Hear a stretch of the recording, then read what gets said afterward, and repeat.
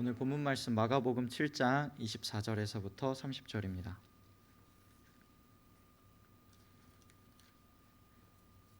신약 성경 65페이지 마가복음 7장 24절에서부터 30절입니다.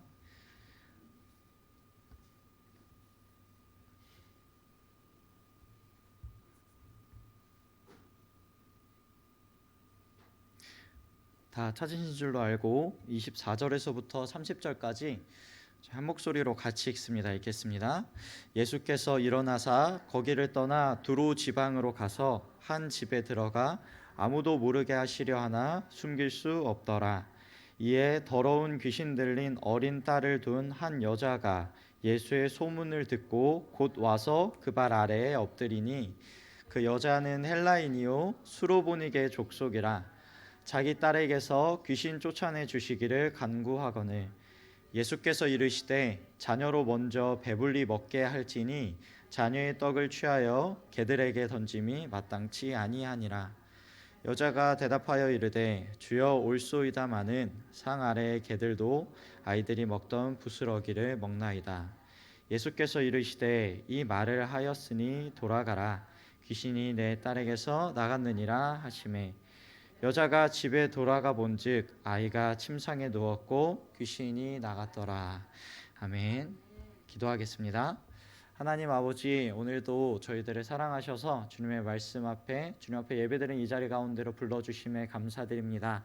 아버지, 이 자리 가운데 서서 우리가 주의 말씀 듣기를 원합니다. 부족한 종이 주의 말씀 전하오니 허탄한 생각들과 연약한 생각들 주 예수 그리스도 보혈 아래 가려워 주시고 이 시간 오직 우리가 들어야 할 주님의 말씀, 순전하신 말씀만이 선포될 수 있도록 주님께서 주관하여 주시옵소서. 아버지, 시작부터 끝까지 주님 손에 맡겨진 줄 믿으며 모든 기도 예수님의 이름으로 기도드립니다. 아멘. 얼마 전에 유튜브 영상을 며칠 전에 제가 하나 본 적이 있습니다. 이제 감동은 아니고 굉장히 슬픈 눈물이 나는 영상이었는데요. 미국에 산 한 청년이 기억을 잃어가는 자기 어머니와 매일처럼 영상을 찍어서 올렸던 그런 영상이었습니다. 어머니가 기억을 잃어가자 이 어머니가 앓고 있는 병이 치매라는 걸 알고 어머니께 더욱 시간을 쓰기 시작했습니다. 아들은. 그래서 매일같이 게임도 같이 하고 아이스크림도 같이 사 먹으러 가고 산책도 같이 하고 드라이빙도 했습니다. 그리고 그걸 매일처럼 영상에 찍어서 어머니와 함께 보면서 어떻게든 이 병을 극복하려고 한 것이죠. 그러다 어느 날 이 아들의 마음이 무너지는 사건이 일어납니다. 자기의 이름은 어머니가 알고 있는데 자기가 어머니 아들이라는 것은 기억을 하지 못하기 시작한 것입니다. 거기서부터 그 아들의 무너진 그 심정, 그럼에도 불구하고 영상을 계속하려 한다는 그런 다짐의 영상을 제가 한번 본 적이 있습니다. 여러분, 세상에 모두가 나를 모른 척하고 내 편이 아닐 때에도 끝까지 나를 지켜주고 비빌 언덕이 되는 것은 우리의 가족이죠. 그래서 우리의 가족마저 나를 모른다고 할 때 그 아픔은 정말로 상상하기가 어려울 것 같습니다. 가장 가까운 내 편, 그런 사람이 나를 몰라줄 때 그 아픔은 정말 이루 말할 수가 없죠. 복음서 중에서 예수님의 말씀들이랑 행동들을 주의 깊게 살펴보다 보면은 어떤 부분은 예수님이 왜 이 말씀을 하셨고 왜 이렇게 행동하셨는지가 우리가 읽으면서 바로 이해가 돼서 우리에게 바로 은혜가 되는 경우도 있지만, 어떤 경우는 예수님이 도대체 왜 이렇게 말씀하셨지? 왜 이렇게 행동하셨을까? 하고 끊임없이 물음표가 생겨나서 계속해서 문맥을 살펴보고 묵상하고 그 이유에 대해서 쉽게 납득이 가지 않아서 고민하게 되는 경우가 있습니다. 저에게 있어서 그런 부분이 몇 가지가 있는데요. 첫 번째 부분은 제가 몇 주 전에 설교했던 그 혈루병 걸린 여인을 굳이 사람들 앞에서 세우셨던 부분이고, 그 다음이 바로 오늘 본문에서의 예수님이십니다. 예수님은 수로보니게 이방 여인에게 굉장히 모멸적인 말씀을 하고 계십니다. 모두 다 한 번씩은 다 들어보셨으리라 생각합니다. 이 여인을 개와 같이 취급하시죠. 개라고 사실은 이야기하고 계십니다. 쉽게 납득이 가지 않는 부분입니다. 예수님께서는 누구에게나 가장 가까운 사랑을 주시는 분이신데 왜 어찌하여 여인에게는 이렇게 모멸적으로 말씀하셨을까 질문이 생길 수밖에 없습니다. 근데 이 오늘 본문을 자세하게 더 제대로 살펴보려면 사실 24절 앞에 7장 1절부터 이어지는 사건을 살펴봐야 됩니다. 왜냐하면 예수님께서는 이 앞의 사건과 연관지어서 이 말씀을 하셨기 때문입니다. 앞에 1절부터 23절에서는 바리새인들과 예수님 사이에 정결 예식에 관한 논쟁, 싸움이 실려 있습니다. 1절을 한번 보실까요? 7장 1절 한번 같이 읽어보겠습니다. 시작. 바리새인들과 또 서기관 중 몇이 예루살렘에서 와서 예수께 모여들었다가, 보시면 바리새인들 그리고 예루살렘에서 온 율법학자들이라고, 서기관들 율법학자들이라고 적혀 있습니다. 예루살렘에서 왜 왔습니까? 지금 예루살렘에서 저기 변방에 예수라는 자가 자기가 메시아라고 한다라는 소문이 들려오기 때문에 그를 감시하라고, 트집 잡으라고, 잘 살펴보라고 보낸 것이었습니다. 그리고 바리새인들은 안 그래도 예수님을 안 잊고 하고 있었죠. 그러니까 이들이 와서 예수님의 제자들을 지금 트집 잡기 시작하는 것입니다. 뭐냐 하면 제자들이 손을 씻지 않고 지금 빵을 집어 먹었다는 것이죠. 3절 한번 보실까요? 3절 같이 읽습니다. 바리새인들과 모든 유대인들은 장로들의 전통을 지켜 손을 잘 씻지 않고서는 음식을 먹지 아니하며. 자, 근데 손을 씻지 않고 먹은 것이 율법을 어긴 것은 아니었습니다. 근데 지금 뭐를 어겼던 것입니까? 장로들의 전통을 지키지 않았다는 걸로 지금 트집을 잡고 있다는 거죠. 바리새인들한테는 거의 율법과 이 장로들의 전통이 같지는 않지만 이 장로들의 전통을 어기는 것도 거의 죄와 비슷하게 취급했습니다. 지금 제자들이 트집 잡고 있는 것은 자신들이 세운 전통을 더 세워서 그것들을 지키지 않는 제자들을 트집 잡고 있는 것이죠. 더 나아가서 그 제자들을 거느리고 있는 예수님을 공격하고 있는 것입니다. 바리새인들은 계속해서 이렇게 전통들을 세워나가는 데 열중이었고 그것들을 지키는 데 열심이었습니다. 자신들의 정결함과 신앙을 그렇게 함으로써 드러내고자 한 것이죠. 내가 하나님께 이렇게 헌신되어 있고 열심이다, 내가 이렇게 내 시간과 헌신을 들여서 주님을 이렇게 섬긴다는 것을 보여주기 위해서 전통들을 만들고 그것을 지키는 데 그렇게 열심이었습니다. 그리고 그것을 하나라도 지키지 않는 사람들을 보면 정말로 득달같이 달려들어서 정죄했죠. 그렇게 함으로써 이들은 자신을 드러내는 외식하는 자들이 되었습니다. 그런 바리새인들한테 예수님이 이사야서를 인용해서 한 말씀 일갈하시죠. 6절이랑 7절 한번 같이 읽어보겠습니다. 6절 7절 같이 읽습니다. 이르시되 이사야가 너희 외식하는 자에 대하여 잘 예언하였도다. 기록하였으되 이 백성이 입술로는 나를 공경하되 마음은 내게서 멀도다. 사람의 계명으로 교훈을 삼아 가르치니 나를 헛되이 경배하는도다 하였느니라. 아멘. 예수님이 이렇게 바리새인들을 혼내시는 것입니다. 너희가 말과 행위로는 열심히 나에게 헌신된 것 같고 공경하는 것 같다. 그러나 막상 그 마음의 중심은 나로부터 굉장히 멀어져 있구나. 너희가 드러내는 신앙과 열심은 나를 향한다고 너희가 말은 하지만 사실 그 신앙과 열심은 너희 스스로를 향하는 외식에 불과하다라고 말씀하시는 것이죠. 정작 그 마음은 하나님으로부터 굉장히 떠나 있다는 것입니다. 더 나아가서 18절 한번 보실까요? 예수님께서 결론으로 이렇게 이 사건을 결론 내십니다. 18절 한번 같이 읽어보겠습니다. 읽습니다. 예수께서 이르시되 너희도 이렇게 깨달음이 없느냐? 무엇이든지 밖에서 들어가는 것이 능히 사람을 더럽게 하지 못함을 알지 못하는. 이어서 19절도 읽습니다. 이는 마음으로 들어가지 아니하고 배로 들어가 뒤로 나감이라. 이러므로 모든 음식물을 깨끗하다 하느니라.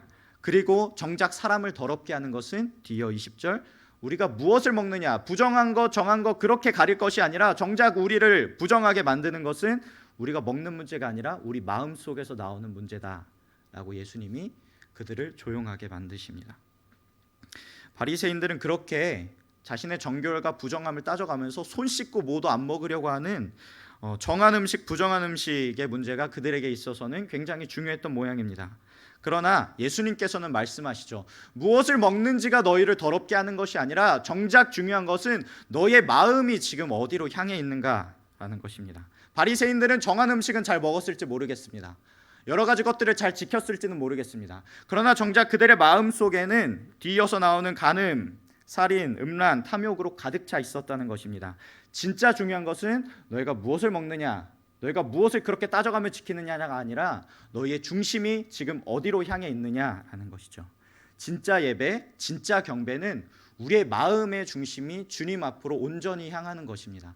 우리가 무언가 지키기 위해서 우리의 열심을 드러내는 것, 시간을 지켜서 예배를 드리는 것도 중요하지만 이 자리에 앉아 있으면서도 우리는 이 자리에 앉아 있는 우리를 높일 수도 있습니다. 찬양을 하면서도 찬양을 하는 내가 주인공이 될 수도 있습니다.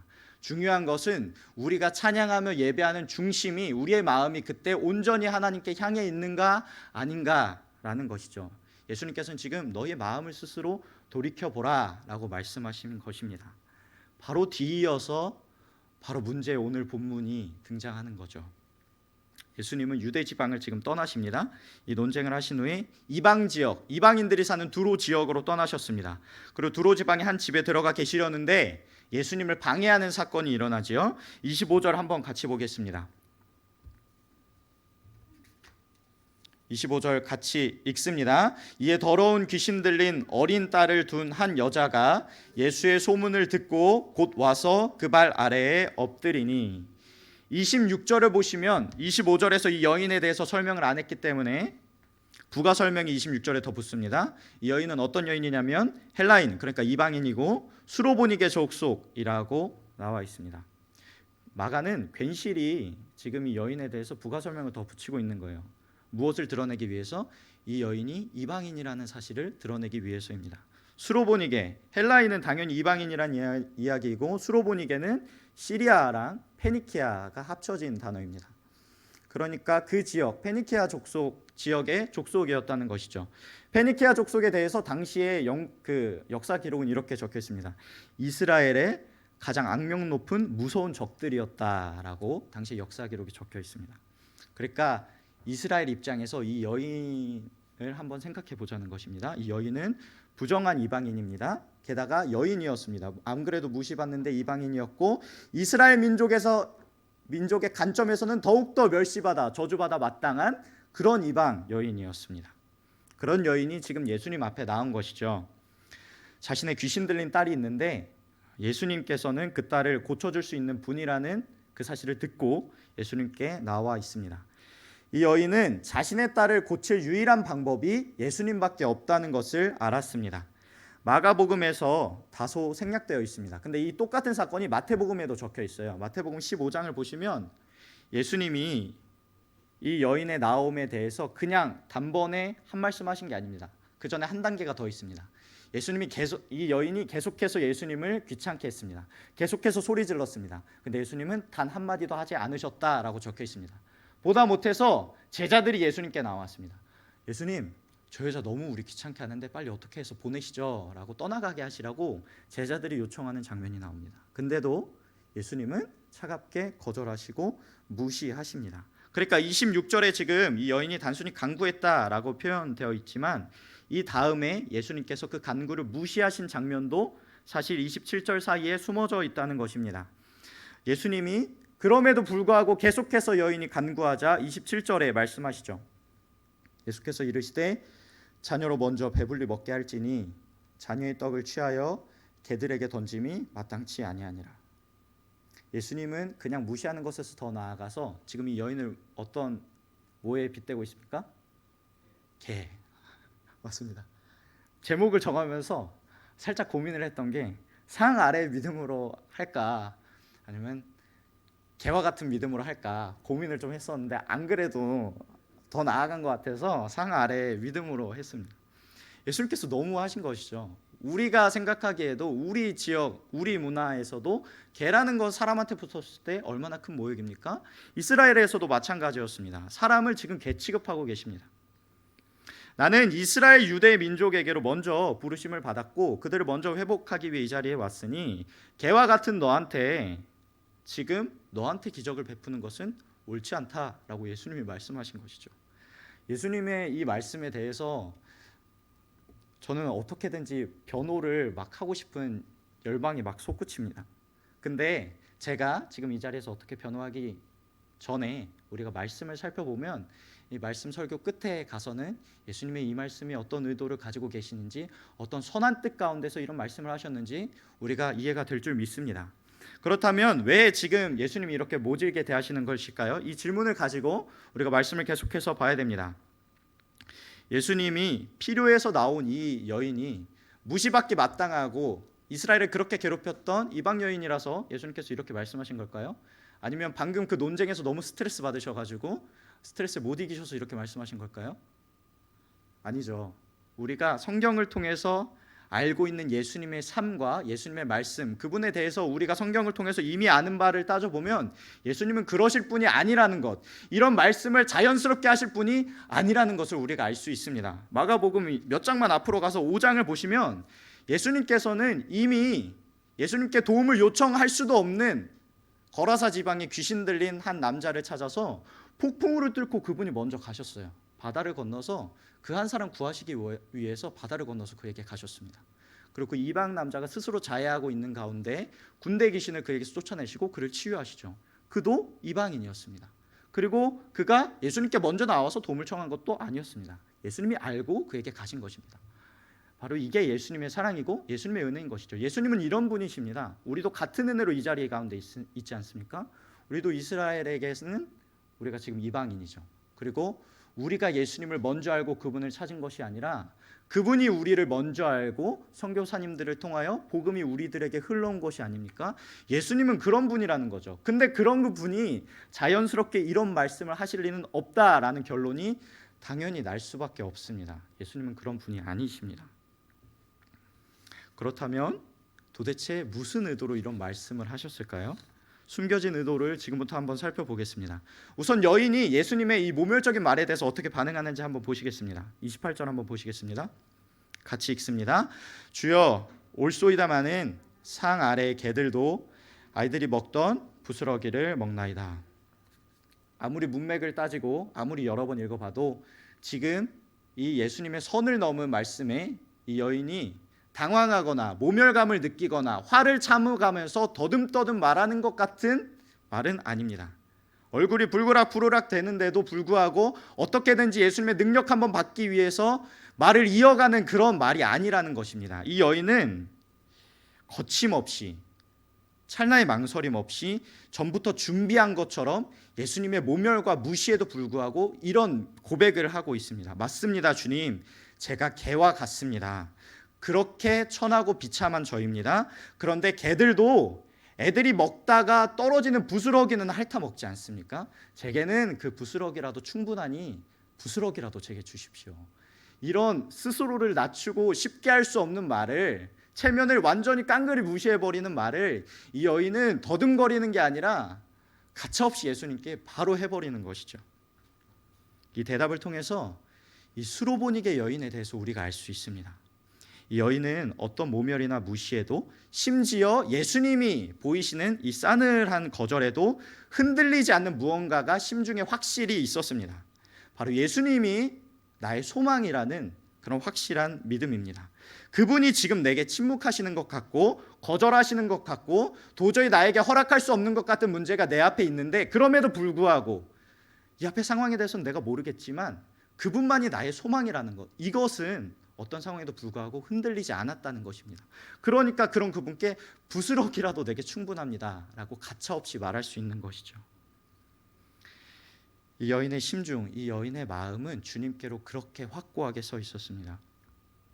여러분께 지금 이 자리에서 고백하는 것은 저도 얼마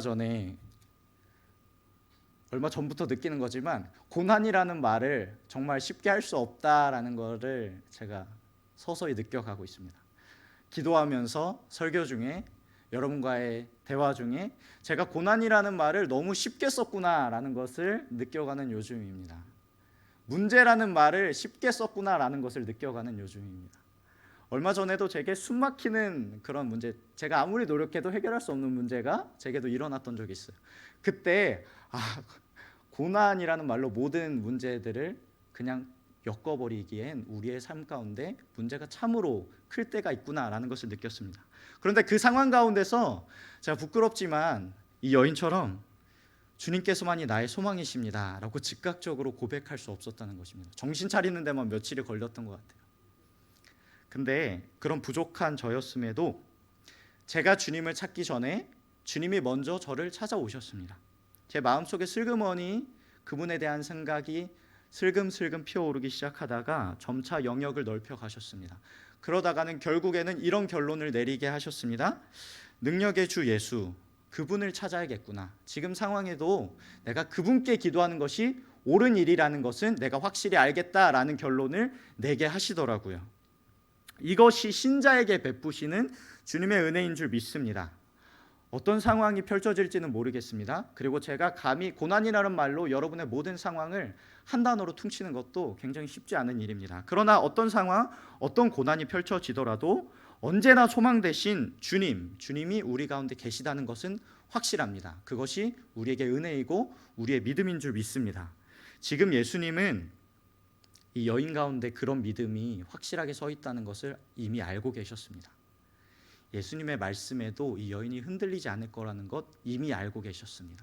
말씀하시기 전에 그 확고한 심중을 보고 계셨습니다. 예수님의 말 몇 마디로 이 여인이 예수님을 포기하고 떠나지 않을 것이라는 것을 예수님께서는 이미 알고 계십니다. 그래서 지금 마치 누구처럼 말씀하시나요? 예수님의 말을 지금 설교 중에 등장했던 어떤 사람처럼 예수님 일부러 말씀하셨습니다. 누구와 같이 말씀하셨나요? 바리새인들, 외식하는 자들, 유대인들의 옷을 입고 그들의 생각대로, 그들의 문법대로 이방 여인을 대하시는 것입니다. 예수님에게는 맞지 않는 옷이죠. 예수님의 원래 성품과 그분의 삶과는 맞지 않는 옷이지만 외식하는 자들의 생각대로, 그들이 했어야 할 말대로 이 여인에게 대하고 계시는 것입니다. 왜 그렇게 하셨을까요? 그렇게 하심으로써 알리고자 하시는 것이죠. 너희가 그렇게 외식하며 주님께 그렇게 헌신하고 주님께 열심을 다하는 것 같지만 너희가 그렇게 무시하고 개처럼 여기는 이 여인의 마음과 너희의 마음을 한번 비교해 보라. 이 여인의 심중에는 비록 너희가 겉으로 보기에는 그를 무시할 조건들이 많지만 이 여인의 심중, 이 마음에서 나오는 그의 순전한 믿음을 보라. 너희에게는 이런 믿음이 있느냐? 라고 그들의 말처럼 하시면서 그들을 꼬집으시는 것입니다. 제가 한 가지 확실한 것은 이 말씀을 단지 그 자리에 혹시 따라왔을지 모르는 바리새인들 제자들에게 하신 것뿐만 아니라 우리에게도 지금 하고 계시다는 것을 확신합니다. 우리가 주님 앞에 나아가고 예배드리는 가운데 우리의 심중을 다시 한번 돌아봐야 하는 것이죠. 우리의 열심과 노력은 당연히 주님 앞에 드려져야 합니다. 그러나 인간의 마음은 너무나 간사해서 그 가운데서도 스스로가 나의 주인공, 나의 중심이 될 때가 너무나 많습니다. 그럴 때마다 우리는 돌아봐야 하는 것이죠. 너희가 무시하고 저주받았다고 여기는 이 여인의 심중은 너희와는 비교도 안 될 정도로 나를 향해 확고하게 서 있다라고 말씀하시는 것이죠. 이 여인의 믿음을 지금 높이 들어서 제자들, 주변을 둘러싼 무리들, 그리고 우리들, 지금 이 자리에 있는 우리들에게 보여주시는 것입니다. 중심은 오직 순전하게 나를 바라며 흔들림 없는 믿음으로 서 있는 이 여인을 보라고 우리에게 말씀하시는 것입니다. 이 여인의 믿음은 어떤 믿음입니까? 마가복음에는 잘 나오지 않습니다. 근데 마태복음의 이 사건에 대해서 보면 이 여자는 처음부터 예수님을 어떤 호칭으로 부르고 있어요. 바로 다윗의 자손이라는 호칭입니다. 다윗의 자손은 뭐죠? 다윗은 어느 성경에 등장합니까? 신약입니까? 구약입니까? 구약 성경이죠. 다윗의 자손이라는 것은 구약에서 예언된 우리를 구원하러 오실 메시아 그리스도라는 호칭입니다. 근데 구약은 이스라엘 백성들이었으면 어쩌면 익숙했을 수 있습니다. 그래서 이스라엘 백성들 중에서는 예수님을 다윗의 자손이라고 부르는 사람들이 종종 있었습니다. 그러나 이 여인의 출신은 어디입니까? 말도 헬란 말을 씁니다. 그리고 수로보니게 여인입니다. 그리고 이스라엘로부터 꽤나 떨어진 두로 지역에 살고 있었습니다.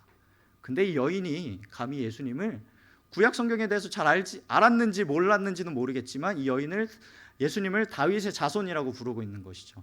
평범한 일은 아니라는 거예요. 이 여인은 예수님이 누구이신지를 정확하게 고백하고 있는 것입니다. 소문으로 들었는지 모릅니다. 혹은 자세하게 들었는지 모릅니다. 그러나 이 여인의 확실한 것은 예수님이 누구이신지를 확실하게 알았다는 것이죠. 수많은 세월이 지나도 자기 자손, 자기 백성을 포기하지 않으시고 결국 그 사랑과 긍휼로 이 땅 가운데 직접 내려오셔서 구원하시기에 능력 부족함이 없으신 메시아 그리스도라는 것을 이 여인은 알고 있었다는 것입니다. 이 여인은 그래서 예수님의 사랑과 긍휼에 의지해서 지금 예수님께 나아왔던 것입니다. 예수님의 그 사랑, 그 능력, 그리고 그분이 그리스도라면 그분이 주실 부스러기만 내게 떨어져도 내 삶을 바꾸시기에는 부족함이 없겠구나라는 생각을 들고 지금 주님 앞에 나왔던 것입니다. 그분이 사랑과 긍휼로 이 땅 가운데 오신 분이라는 것을 알고 있었던 것이죠. 이 여인의 믿음의 뿌리는 자신의 간절함이 아니라 예수님이 어떤 분이신가, 그분을 향해 있었다는 것입니다. 내 문제로 주님 앞에 나온 것은 맞습니다. 그러나 이 믿음의 깊은 뿌리는 예수님이 누구신가에 향해 있었다는 것이죠. 그런 분이시라면 지금 비참한 나도 바꾸시기에 부족함이 없겠다라는 확신 가운데 있었던 것입니다. 이런 믿음 제자들도 가지지 못했습니다. 지금 7장 본문 보고 있죠? 바로 다음 8장 시작되는 무렵에 예수님이 이 앞에서는 5병이요, 그리고 이 8장에서는 7병 2, 3 떡 7덩이와 물고기 2마리로 4,000명을 또 먹이십니다. 그 다음에 이제 바다를 건너실 일이 생겼어요. 8장에서 4,000명을 먹이신 직후에 바다를 건너실 일이 생겼는데 문제는 배에 떡이 한 덩이밖에 없는 거예요. 근데 예수님께서 방금 떡이 7덩이, 물고기 2-3마리로 4,000명을 먹이셨는데 제자들의 반응이 어떠했을까요? 떡 한 덩이 있는 거 보고 수군거리기 시작했습니다. 근심하면서 수군거렸어요. 우리 어떡하지? 우리 망했다. 우리 굶어 죽는 거 아니야? 라고 근심하면서 수군거렸던 것입니다. 방금 정말 얼마 안 되는 부스러기로 수천 명을 먹이셨는데 정작 그것을 두 눈으로 본 제자들은 지금 예수님을 향해서 온전한 믿음을 가지지 못하고 있었습니다. 예수님을 온전히 알고 있지 못했던 것입니다. 그러나 남들이 무시했던 이 이방 여인은 예수님이 어떤 분이신지, 그분이 어떤 능력을 가지고 계시는지, 어떤 사랑으로 이 땅 가운데 오셨는지를 온전하게 알고 있었습니다.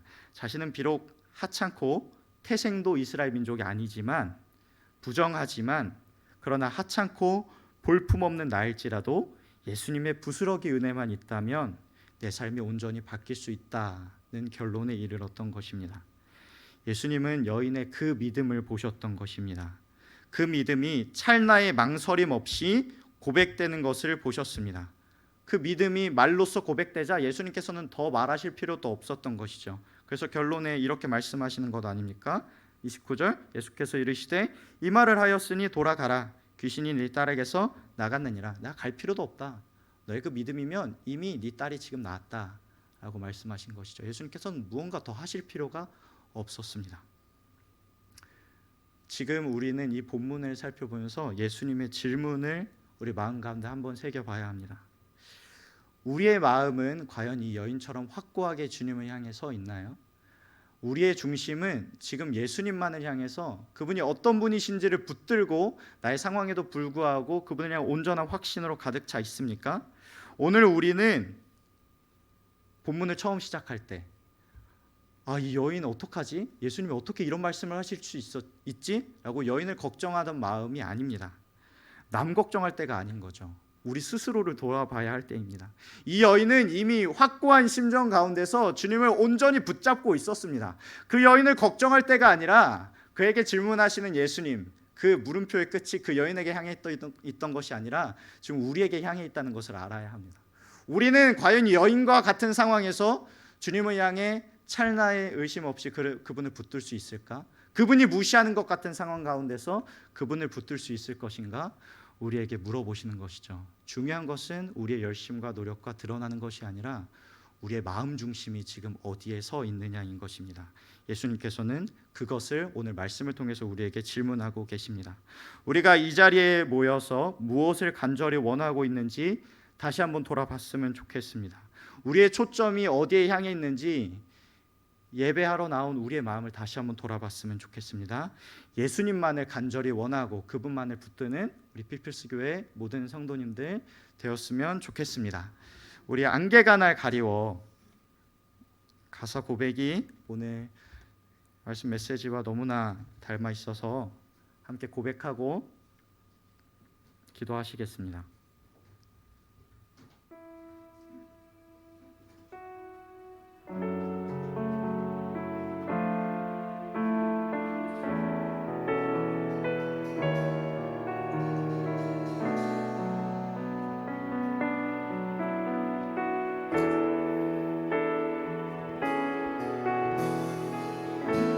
안개가 날 가리워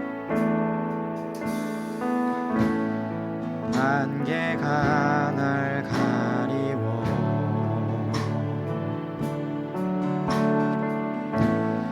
내 믿음 흔들리려 할 때 나 주님께 나아가네. 주님은 산 같아서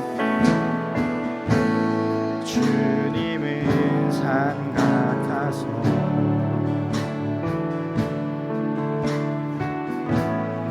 여전히 그 자리에 계셔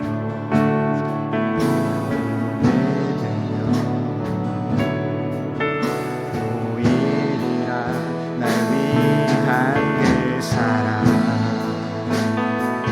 주는 나의 도움이시며 주의 계획 영원하시네 주의 위험 앞에 믿음으로 순종해 예배드리리 주님께서 날 이끄시며 주의 계획 영원하시 주의 사랑 안에 주의 사랑 안에 믿음으로 순종해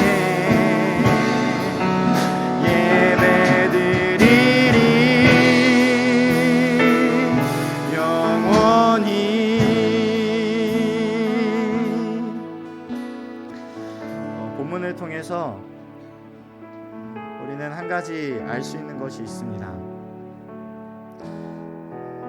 예수님께서 너무 심하신 것이 아닌가, 어떻게 이런 말씀을 하실 수 있지? 라고 시작했던 그 걱정이 주님을 향해서 우리가 던졌던 물음표가 그 본문 가운데서 정작 우리를 향한 예수님의 물음표였다는 것을 알게 되면서 우리의 마음을 한번 돌아봐야 할 때가 아닌가라고 생각을 하게 됩니다. 분명 우리의 노력과 열심은 주님만을 향해야 합니다. 그러나 바리새인들도 스스로 생각하기에 내가 주님께 온전한 열심을 하고 있다라고 생각했습니다. 그러나 그 마음은 주님께로부터 떠났던 것이죠. 우리의 마음은 지금 어디 있는지 한번 생각해 봤으면 좋겠습니다. 지금 여인을 걱정할 때가 아닙니다. 예수님을 향해 질문을 던질 때가 아닙니다. 예수님께서는 여인의 확고한 믿음을 보셨고 그 믿음을 높이 들어서 우리에게 보여주십니다. 너희는 지금 어떠하느냐라고 우리에게 질문하십니다. 우리의 마음을 한번 돌아봤으면 좋겠습니다. 주님께서 우리에게 응답하지 않으시는 것 같고 무시하는 것 같고 내 숨이 턱 막히는 상황 가운데서라도 우리는 주님께서 나의 유일한 소망이십니다. 지금 비참하고 하찮고 내가 정말로 지리별렬하게 이렇게 살아가고 있는 가운데서도 주님께서 나를 변화시키기에 부족함 없는 긍휼과 사랑이 넘치시는 주님이시라는 것을 우리가 확고하게 붙잡고 있는지 한번 돌아봤으면 좋겠습니다. 우리의 마음이 주님만을 향하길 원합니다. 우리가 매번 예배로 나올 때, 우리가 찬양할 때 우리의 마음이 주님만을 향하길 원합니다. 우리 간절하게 우리의 마음을 주님 앞으로 가지고 나아가면서 기도하시겠습니다. 기도합니다. 하나님 아버지 함께해 주시옵소서. 아버지시여 우리의 연약함을 주님께서 더 잘 알고 계십니다. 또한 우리의 상황과 아버지시여 우리의 삶의 맥락들을 주님께서 더 잘 알고 계십니다. 아버지시여 우리의 부족한 아버지시여 때로는 정말로 연약한 우리의 믿음과 우리의 삶을 붙들어 주시옵소서. 긍휼히 여겨주시사 아버지시여 주님 앞에 믿음으로 온전하게 설 수 있도록 우리들 한 사람 한 사람 붙들어 주시옵소서. 아버지시여 주여 주님께서 우리에게도 질문하실 때가 있습니다.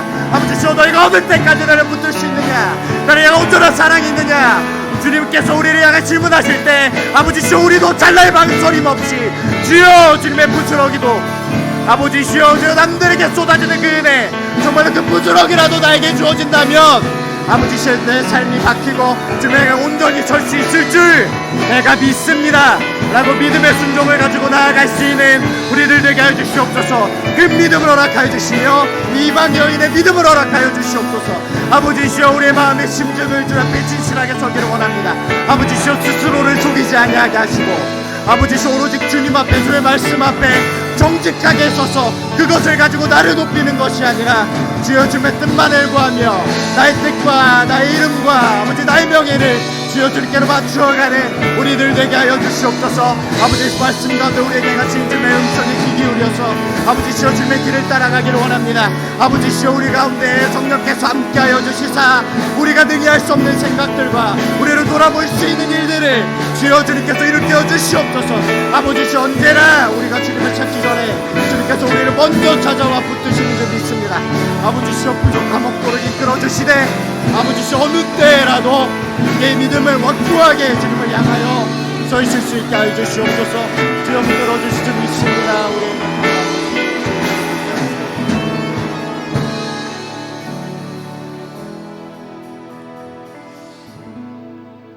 하나님 아버지, 오늘도 주님의 말씀 앞에 우리들을 세워주심에 감사드립니다. 때로는 이해되는 것 같지 않는 상황과 또 말씀 가운데 주님께서 언제나 더욱 깊은 선하신 뜻으로 우리에게 항상 말씀하고 계시는 줄 믿습니다. 우리의 연약함에도 불구하고 우리 가운데 먼저 찾아오셔서 주님의 그 긍휼과 사랑으로 우리가 주를 믿게 하시고 주님 앞에 서게 하심에 감사드립니다.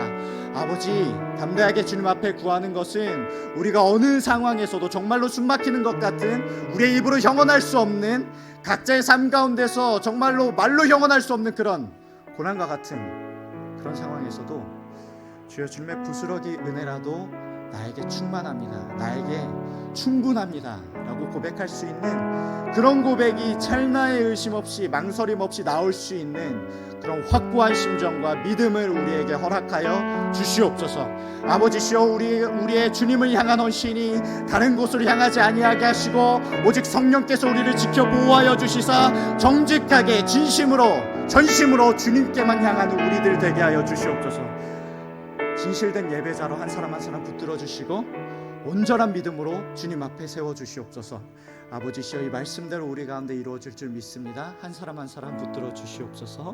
모든 기도 예수님의 이름으로 기도드립니다. 주님 알려주신 기도로